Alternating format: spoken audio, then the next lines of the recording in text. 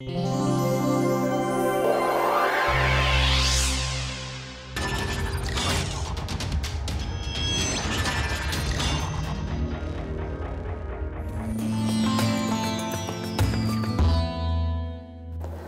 there.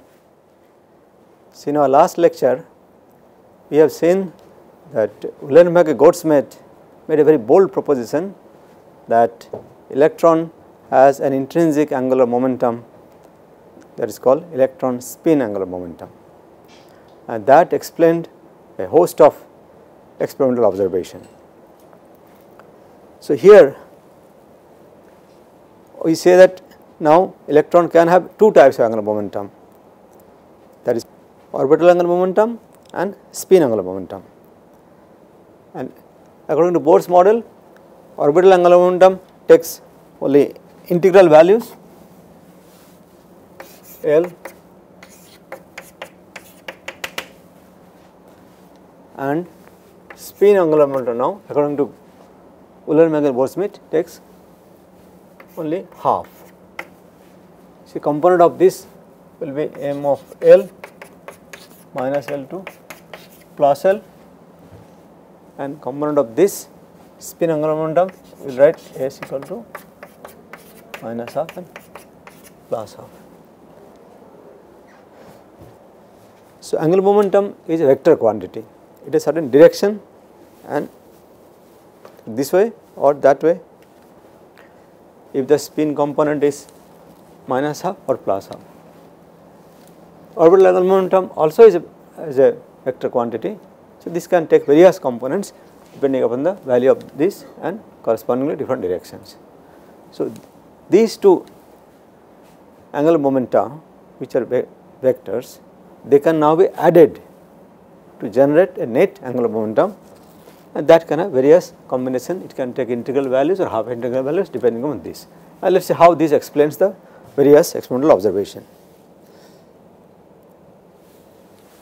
Last lecture I showed you the fine structure of spectrum of hydrogen atom and deuterium atom. Here 3s and 2p were connected by only one transition.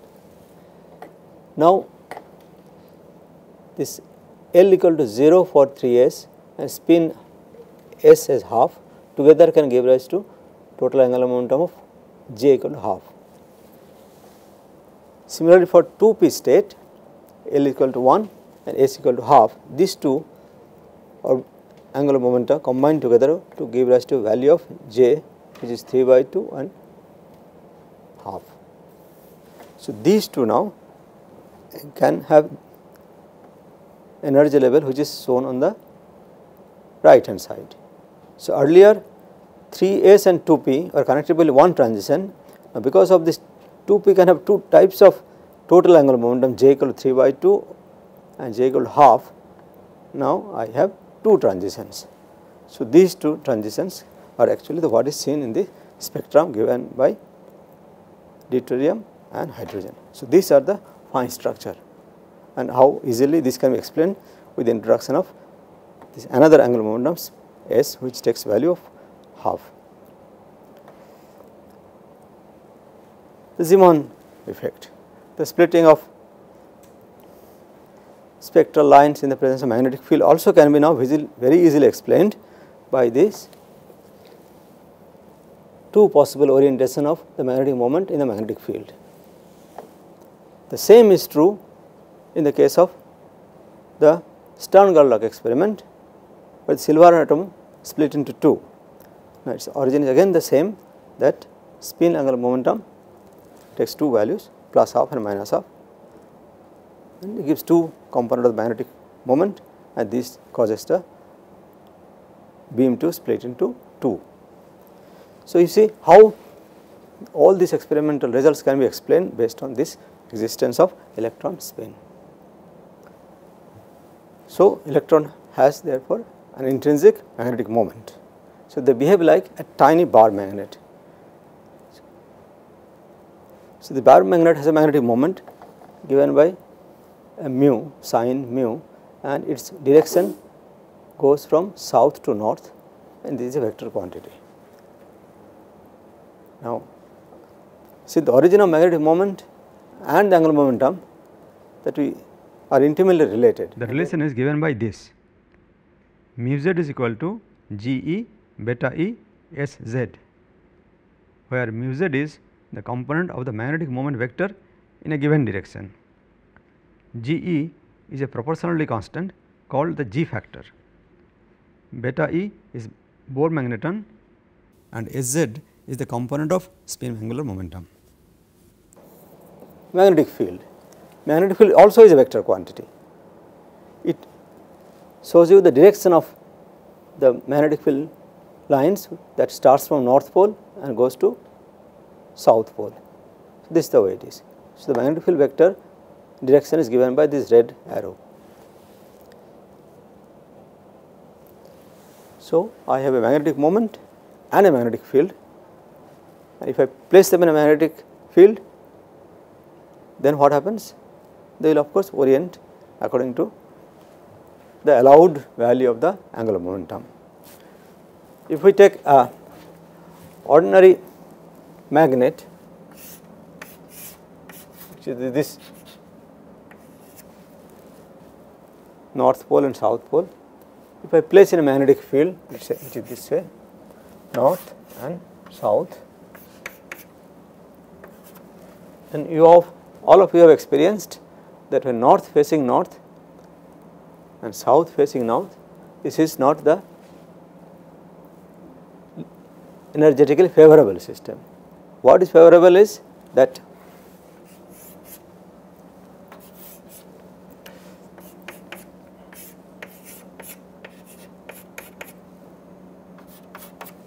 of this bigger magnet. So, this becomes the lower energy state. So, this is the state this magnet is going to take naturally, but then if I have to turn it this way, then I need more energy because these two will repel. But classical magnet, if classical means the macroscopic magnet that you normally can see, that can take any possible orientation. So, I can in fact have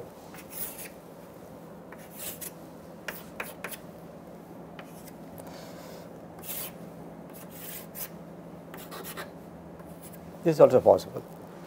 So, energy of this will be somewhat intermediate between this and that. This is the least energy, the highest energy, this is the energy which is intermediate. The energy E is given as the scalar product of the vector B and the vector mu.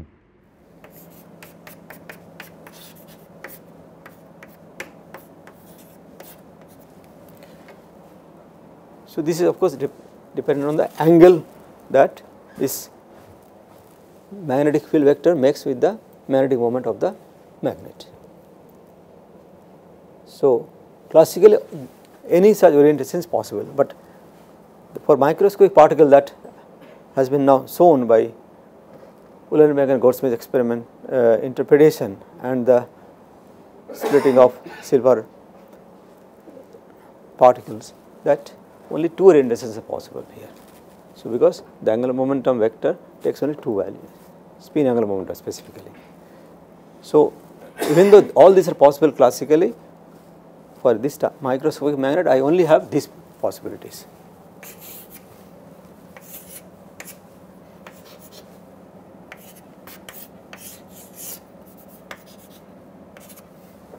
This is a higher energy configuration or arrangement, other one is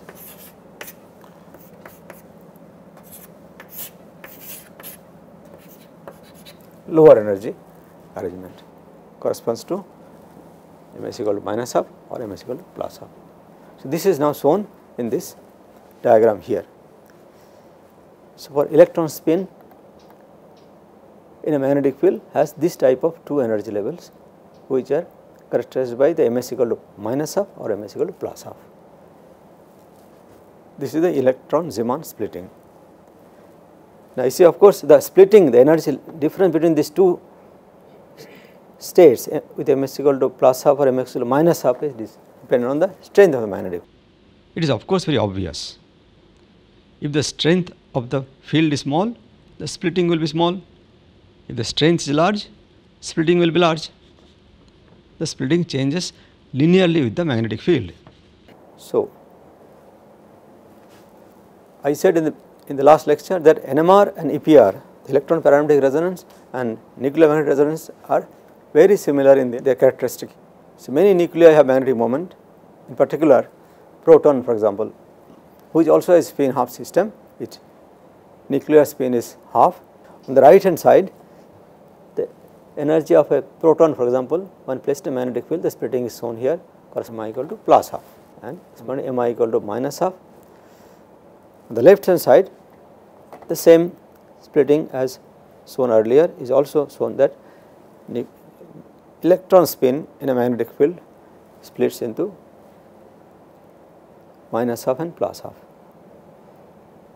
But the difference is in the strength of the interaction. Expressions are also very similar. For the electron spin, it is mu z equal to minus Ge beta I Sz.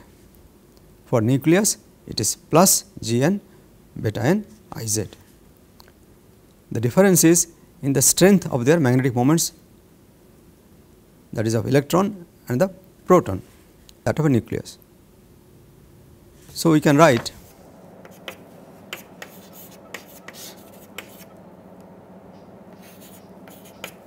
this is for electromagnetic moment.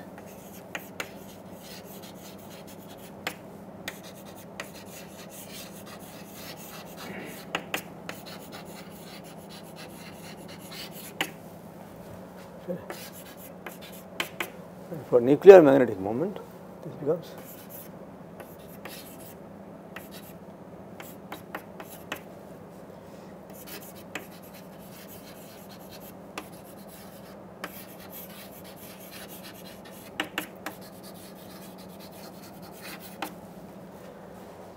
here the difference is actually in this and this. So, B is Bohr magneton and beta n is called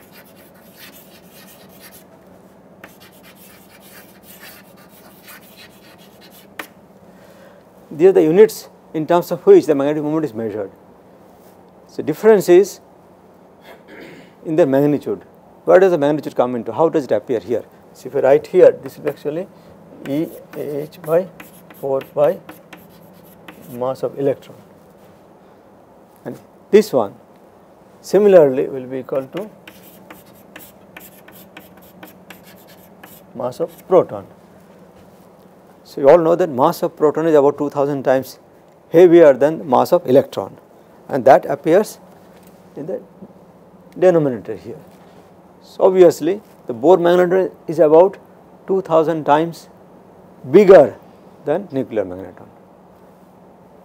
So, that is reflected here. Typical electron magnetic moment will be 2000 times bigger than nuclear magnetic moment. Also note this sign difference here. This says that the direction of the electron spin angular momentum vector is opposite to the direction of the magnetic moment of electron. Here they are the same direction. That is of course related to the charge of these two. Protons have positive charge, electrons have negative charge. So, we have this difference in the sign. Now, when you keep in the magnetic field, the internal energy which is given here can be now written as in terms of the corresponding spin angular momentum, and the energy level is shown here, shows that they look very similar. The difference is only in terms of what spin state that low energy level correspond to. For EPR it is the minus half state, for NMR it is the plus half state here. Now, other differences because of this difference of about 2000 in their values, the splitting of the energy level for the same magnetic field will be about 2000 times smaller than the splitting that the electron will see. So, the similarity is here, but difference also here, that principle is very similar, but the magnitude of interaction is very, very different. So, for typical magnetic field, that is use spectrometer, NMR usually appears in, let us say, megahertz region, but EPR in the similar magnetic field appear in 1000 megahertz region, which is called gigahertz. So we can write here megahertz is 6 hertz and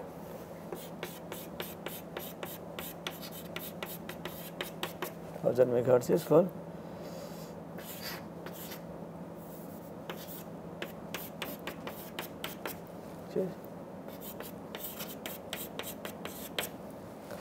this is typical in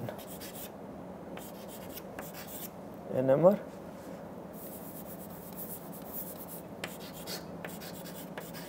And this is typical of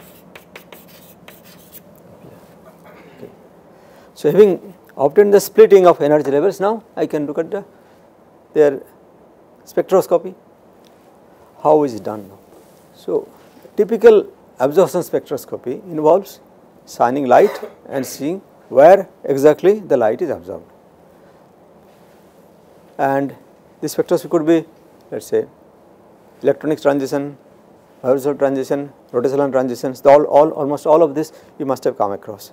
So, here these energy levels that is shown on the left hand side are actually property of the atoms or molecules. They are fixed there. See, all the energy levels are fixed. So, you can't do very much about it. All you can do is to shine light of appropriate energy. So, the energy gap of the two levels match with the energy that goes inside.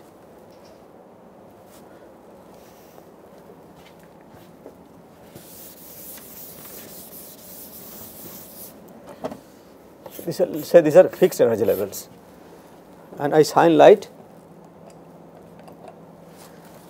If the wavelength of the light matches with, let us say, this much, then it can presumably absorb the light and I can get the absorption spectrum. Now, if the energy of the light is matching with this one, then it can also cause absorption and I can get another absorption here. So, these energy levels are fixed in a conventional spectroscopy, but here you have seen that energy level and their gap depends on the external magnetic field. So, they keep changing. So, as you change the magnetic field, the energy levels change. So, I have to have a fixed energy gap and then shine light on that. How do I fix the energy gap? The delta E that is given here is now become G beta and B. B is the external magnetic field. If B changes, the gap also changes. So, I can fix the energy gap by fixing the magnetic field, and the delta I could be equal to the external radiation, and then which can be now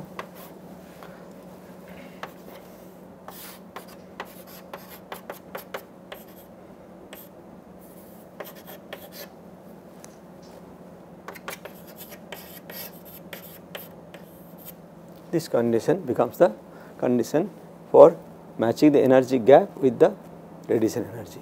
So, this fundamental relation we call the resonance condition that is satisfied for absorption to take place. So, I will write it once more here, because this is going to be very fundamental to the spectroscopy.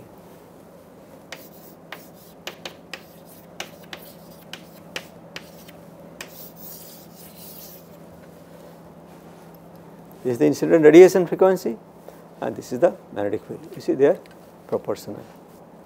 So, this again can be contrasted with the conventional spectroscopy where this energy gap is fixed, and so we vary the frequency of the radiation to match the energy gap. Here now I have variable energy gap which is caused by the magnetic field B. So, I can, to make this equation satisfied, I can vary this or vary this. So, this we will see later how actually the experiment is done to look at the absorption spectrum. Anyhow, but what do you expect about the spectrum, nature of the EPR spectrum when you do the experiment? So, this is the energy gap. So, if the delta E is fixed at a magnetic field B 0, then I need to satisfy H nu to be equal to this. So, the spectrum as a function of magnetic field will have this sort of behavior, that suppose I keep the frequency constant, h nu is constant. So, the energy gap is now varied by changing the magnetic field from lower to higher side. So, at this position the energy gap delta I exactly equal to become h nu, then the absorption radiation takes place there. Nothing happens if the magnetic field is lower than B0 or higher than B0. Exactly at this condition this equation is satisfied. So, the spectrum should look like this one up, down and then goes up. So, there is one line here. So, this is the electron paramagnetic resonance spectrum of an isolated electron kept in the magnetic field. So, in a sense it is very simple spectrum, just only one line. But then the simplicity shows that if there is all there to it, that if I got one electron, put a magnetic field, it gives one line, then this is not going to be very exciting, because all the substance which gives EPS spectrum will give one line spectrum, and what information can you get from there? Very little. So, it is not going to be very exciting or informative. So, now, let us see some real experiment spectrum and how they show their EPS spectrum.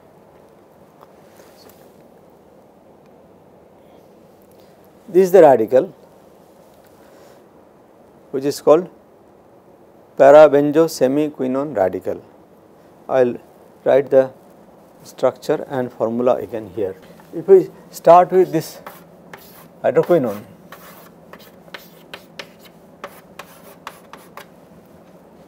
this is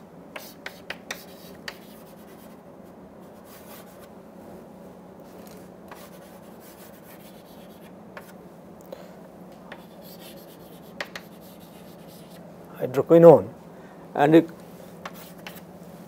just oxidize it in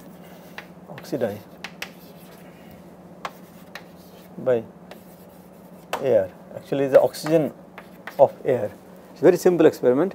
Dissolve it in alcohol and make it alkaline. Then in the alkaline medium, this will convert to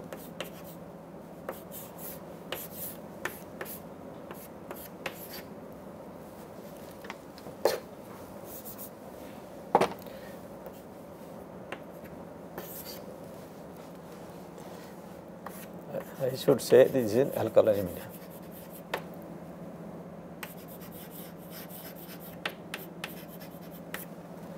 So, here this OH and OH in alkaline becomes O minus, and it half of that gets oxidized.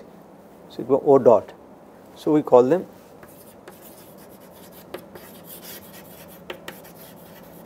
semiquinone, and this being anion. So, we call it semiquinone.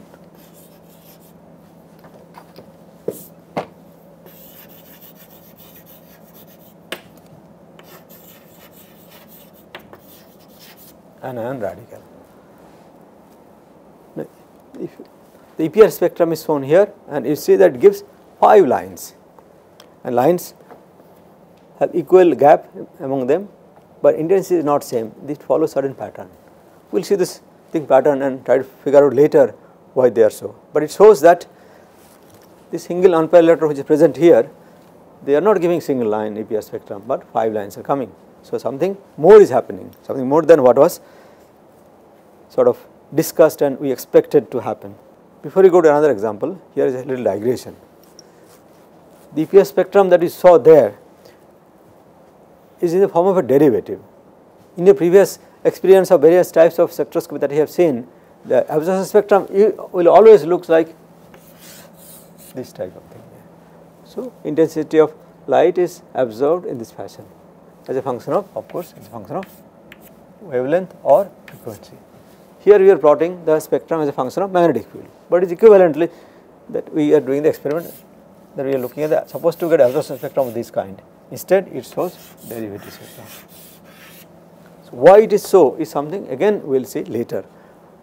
So, we just right now take it from me that actually this absorption spectrum of this is of this kind, that 5 line absorption line come, and they are exactly equivalent to this one. So, what the spectrometer records is the derivative line, but internally the absorption spectrum is this. So, why the spectrometer gives the output in the form of a derivative is something we will take up shortly. Okay. Another example, the same semicolon here, if we start with instead of this, if we start with this tertiary butyl group here, then this becomes tertiary butyl group there. So, we call it, this is the 2, 5, these are the two groups. So, we call it 2, 5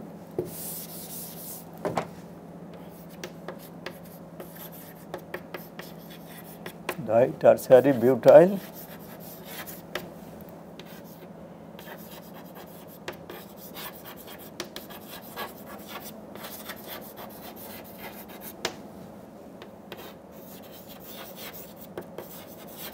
anion radical. Now, EPR spectrum of this is shown here, and it gives only 3 lines. It is the same type of radical. Earlier gave 5 lines, now it is giving 3 lines. So, you see how now the EPR spectrum is becoming interesting, that it is something, it is now giving information about the structure of the radical. So, it is useful. We take some more example. Here, this is another radical. The radical is called tempol as a short form, but the structure is shown here. It is a piperidine group with 4 methyl groups attached to that, and this NO, here the O has one unpaired electron. That unpaired electron gives rise to the EPR spectrum, and the spectrum is shown here. It gives 3 lines of equal intensity now, and the gap is same. So, mind you that here the nitrogen nuclear spin is 1, nitrogen 14 nucleus. We will see that that has something to do with these 3 lines which are appearing there. I said in the introduction that EPR spectroscopy is very useful for characterizing transition metal complexes. So, here is an example of copper complex. This is called copper diethyl dithiocarbamate, and this is the chemical formula of this. So, this gives 4 and not quite 4 line, but you see that one group here, one here, another there, third one is there. They have got funny looking structure. This line is split here and that, this line is sort of split here, but intensity seems to be quite different for different lines. So, again it shows that EPR is able to give a lot more information than what we sort of anticipated at the beginning. So, it is going to be very useful technique to get the information about electronic structure. Now, this molecule or copper complex is made of naturally occurring copper, and you know that naturally occurring copper has 2 isotopes, nuclear spin 3/2 for both of them, but mass number is 63 or 65.